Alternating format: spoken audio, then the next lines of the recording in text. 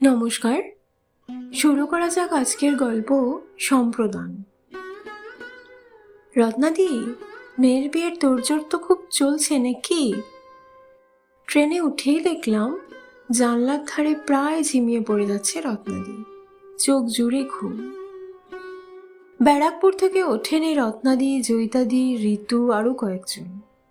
রত্নাদি সারাদিন কলকল করে কথা বলেন, কেউ ঘুমোলে তাকে বকে বকেই উঠিয়ে দেন। সেই মানুষটাই ঝিমোচ্ছে দেখে একটু অবাকই হলাম।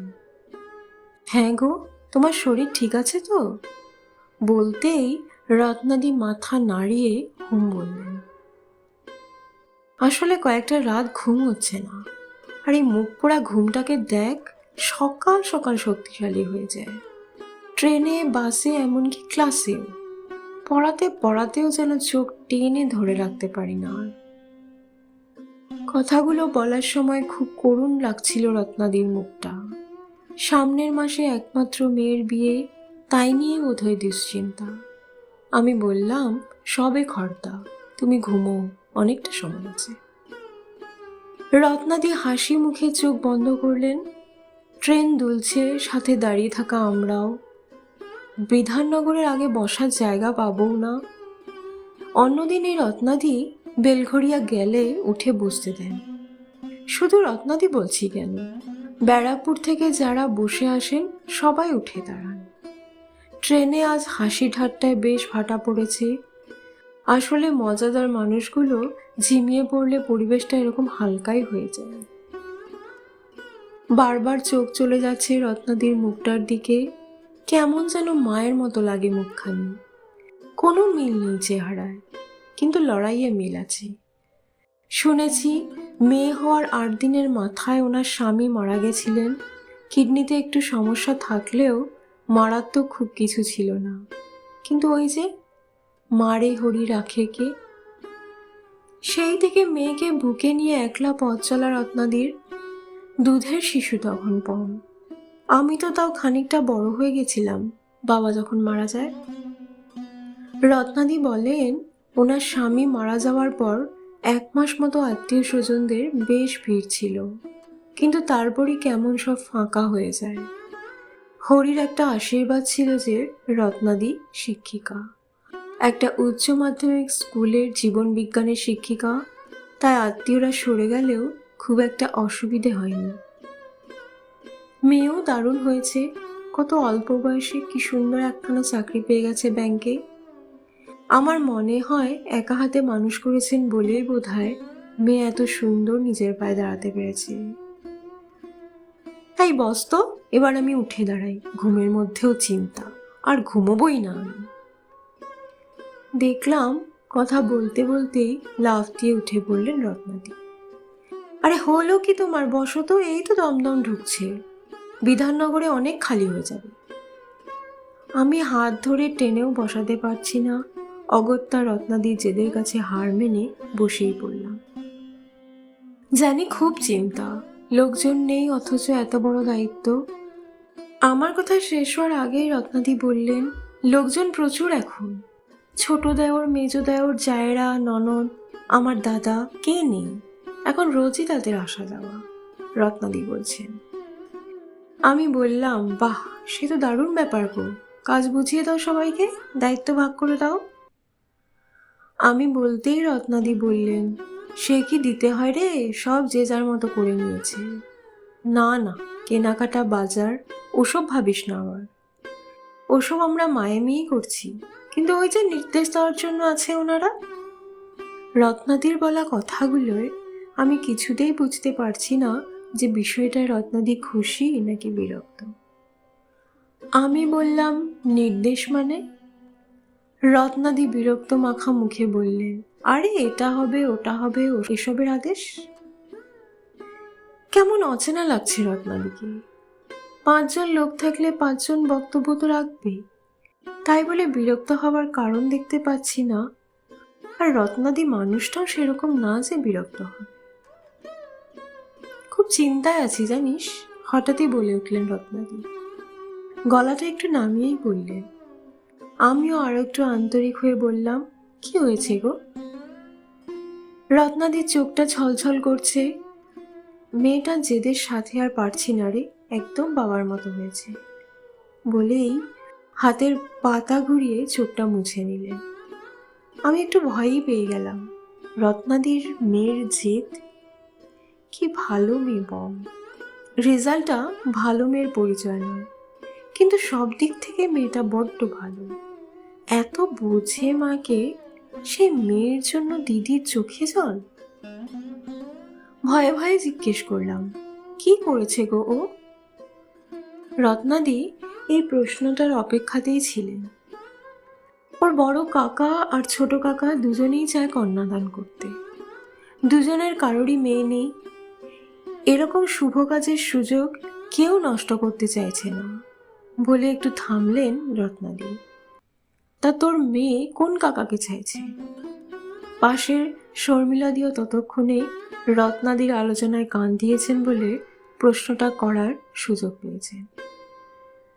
রত্নাদি দীর্ঘশ্বাস ফেলে বললেন, কোনো কাকাকেই না, ও চায় ওর মা কন্যাদান করবে। বলেই মাথা নিচু করলেন রত্নাদি। মনে হয় মেয়ের কথায় মরমে মরে যাচ্ছে। এ আবার কি অলক্ষণে কথা, ছি ছি বললেন শর্মিলাদি। ওনার কথায় রত্নাদি যেন মাটিতে মিশে যাচ্ছেন প্রায়। মেয়ের দোষ ঢাকার জন্য বললেন, কি করি বলতো, এই কাকা মামা কেউই তো খুব কাছের হয়ে উঠতে পারেনি মেয়েটার। যোগাযোগ বলতে নেমন্তন্ন বা পুজো এসবে দেখা সাক্ষাৎ, আর বড্ড মুখ জোড়া আমার মেয়ে। বলেই নাক টানলেন রত্নাদি। তোর দেওরাই বা কি বলছি, আর মেয়ে শ্বশুর বাড়ি? শর্মিলাদি জিজ্ঞেস করায় রত্নাদি বললেন, জামাই রাজি, কিন্তু ওর মা বাবা এখনো জানেন না। আমার দেওরদেরও বলিনি। তুমি কি চাইছো রত্নাদি? সরাসরি জিজ্ঞেস করলাম আমি। রত্নাদি একটু ভেবে বললেন, যদি জিজ্ঞেস করিস বলবো, মাত্র 7 দিনের মেয়েকে একা বুকে আগলে মানুষ করেছি তো। পট পরিষ্কার থেকে আধো কথা, সেখান থেকে শব্দ বানানো, খেতে শেখানো। জানিস, মেয়েটা কিছুতেই আমার বিআরডি বুঝতে পারতো না। মনে আছে, ডগের জায়গায় বগ লিখে আসতো। বলে খিলখিল করে হাসছেন রত্নাদি, চোখে তখনও জল। সকালে উঠতে পারতো না আমার মেয়েটা, রাত জেগে পড়তো। কত রাত জেগেছি, তারপর ঘুম চোখেই পরের দিন স্কুল। যখন চাকরি পেল সেই দিনটা কতক্ষণ মা মেয়ে দুজনে দুজনকে জড়িয়ে ধরে কাঁদলাম। বসেছিলাম ওভাবে প্রায় ঘন্টাখানেক।